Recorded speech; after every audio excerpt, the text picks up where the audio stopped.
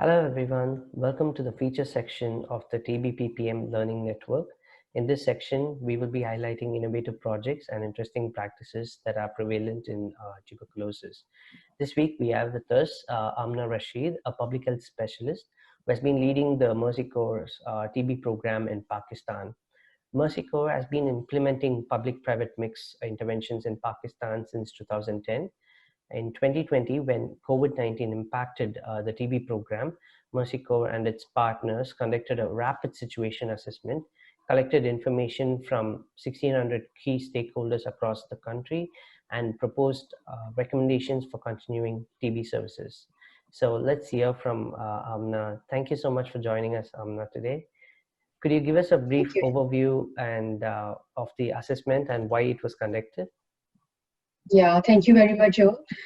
So basically, just to give you a brief background so that people who are watching this video, they can understand the context of the facility assessment that we conducted.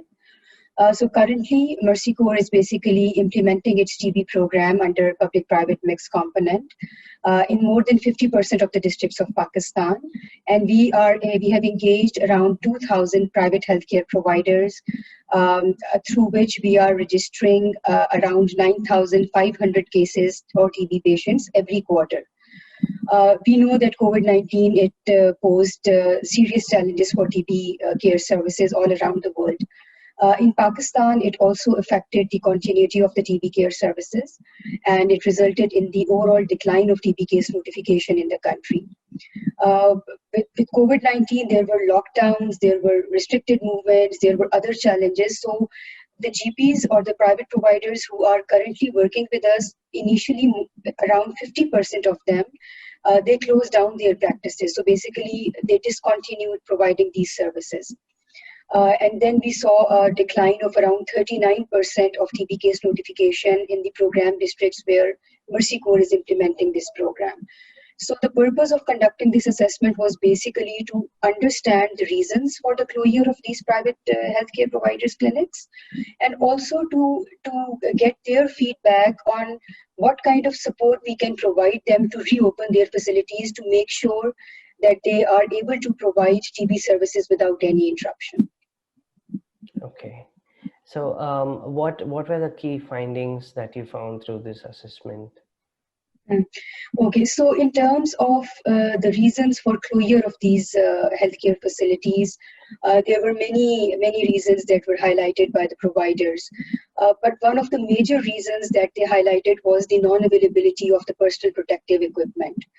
Then there were other reasons, like they highlighted the insufficient space in their clinics, due to which they are unable to maintain social distance. That was another reason.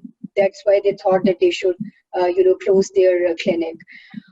Other than that, they mentioned insufficient capacity to deal with emergencies like COVID-19 situation, and also to implement infection prevention guidelines. Another major reason was, of course, the fear of contracting COVID. So these were some of the reasons that they highlighted. In terms of the suggestions that they made, in terms of the support they require to reopen their facilities, again, one of the top suggestions was to provide them personal protective equipment so that they are able to reopen their facilities and ensure also ensure their own safety and security, and also of the patients who are visiting them. Similarly, they requested to build their capacity in dealing with the emergency situations, emergency preparedness, in implementing the infection prevention guidelines. They also highlighted the importance of raising awareness among the communities about COVID-19, so that patients who are visiting their facilities, they can follow the SOPs while they are visiting them. Then there were other support also, which is beyond our control, but they mentioned easing the lockdown and controlling the COVID-19 situation. So these were some of the key findings of the assessment. Okay. I'm sure there were a lot of challenges on top of COVID. So what were other challenges other than COVID for you to conduct this study?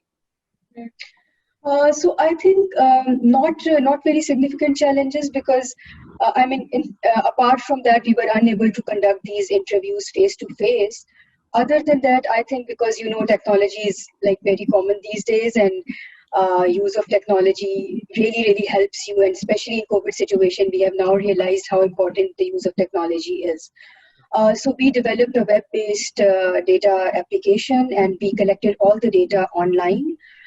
We also we developed an interview guide, and most of the questions they were open-ended. So we provided a quick online orientation to all of the field staff members, and then they collected the data online, and we analyzed it and it did all this analysis. So I think it was pretty easier. I don't see any challenges while conducting the assessment. Yeah.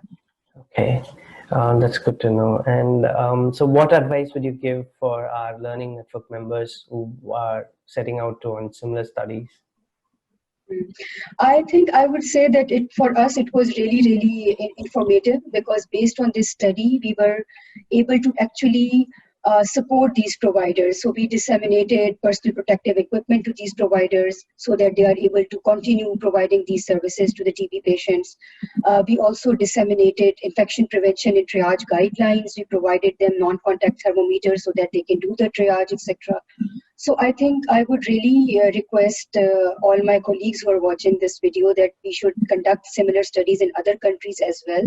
And I'm sure that it's going to give a very interesting comparative analysis that how in different countries these providers, what kind of challenges they are facing, and what kind of support we can provide them to make sure uninterrupted provision of TB services. Yeah, thank you so much, Amna. That was a great recommendation, and I'm sure it will definitely help our viewers too. So thank you for taking the time to speak with us on this. Thank you very much.